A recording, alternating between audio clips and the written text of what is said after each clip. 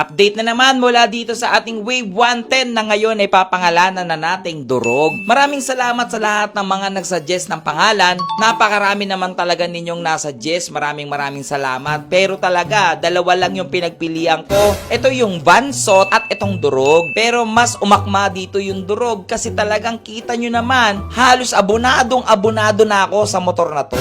Pero wala na, nandito na, nabili na natin. Kaya mag-move on na tayo at ang gawin na lang natin ay pagandahin at paandarin itong si Durog. Pero syempre bago ang lahat, magandang araw para sa inyo. Uumpisa natin ang araw natin dito sa ating tindahan. Ito ang BCK Garage. Kaya sa mga gustong pumunta, pwede nyong i-check sa Waze or Google Maps, BCK Garage. Ngayong araw ay pipilitin nating matindig na dito ating si Durog. Makita na natin yung kanyang mga bagong pyesa at na-excite din po ako dahil ngayon lang po ako magbibuild ng Thai concept. So para dito sa Wave natin, ang gagamitin nating rim is SDR. Ayan o. Pero Vans Boy siya. Vans Boy. Eh sabi nila okay naman to no. Blue yung napili nating rim. Sabi din ni Kuya Russell. By the way, may customer tayo dito. Ito yung nagpapakabit ng mugs. Tapos binudol natin sila madam sa likod. Ayun, sa loob, sa customer natin. So sa mga gusto rin magpa-add swap ng mugs nila, pwede nyo check yung store namin dito sa General Trias San Francisco, Cavite or BCK Garage, ha? Ito yung gagamitin nating mga Yaguso na Rayos. Chrome plated. Tapos ito yung hub natin sa harapan. Osaki na sa posh. Mirror finish. Tapos ito yung gagamitin na sa likuran. Yan. Okay, mirror finish din.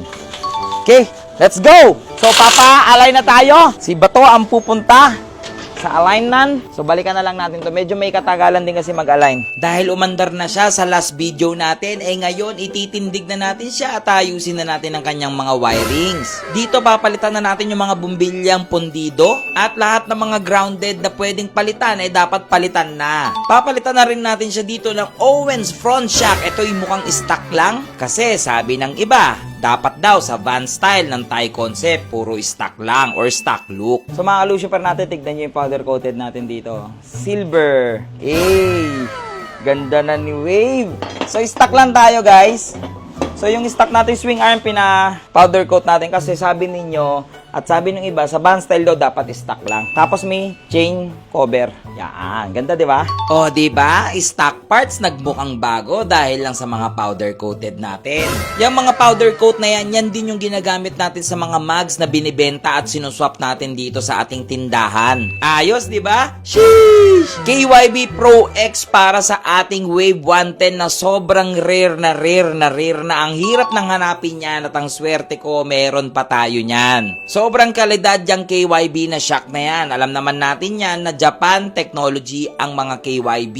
Dito pa lang napapashish na ako kasi ang ganda nung shock at samahan mo pa ng napakaganda nating rim set na Vans Boy ng SDR. Kulay blue na pili ko dito. Stock na rotor disc nga rin pala at mga powder coated natin na driver footrest, center stand at brake pedal. Sheesh! Na yung dating luma ay ngayon dahil sa powder coat nagmukhang bago. At itong ating brake panel ay bagong powder coat din para bagay. Tapos bagong powder coat din dito yung ating speedometer para lahat bagong-bago tignan. Ang saya pala mag-build ng mga Thai concept, parang nagugustuhan ko na. So yung mga Lucifer natin, ito na si Wave 110 natin, ayan. So ang pangalan na talaga niya guys is Durog. Durog nga guys. Ito na yung pangalan niya, napili natin kasi talagang durug-durug talaga to. Literal, mas durug pa to doon kay Honda Click natin na Ghost Project. Ayun na yung pinakapangalan niya. Guys, tingnan niyo naman yung itsura niya ngayon. Not bad na, di ba? Napakalayo na ng itsura niya. Oh, di ba? Ayos! So ngayon, para mas makita niyo na maayos yung itsura niya ngayon, kapirasong montage!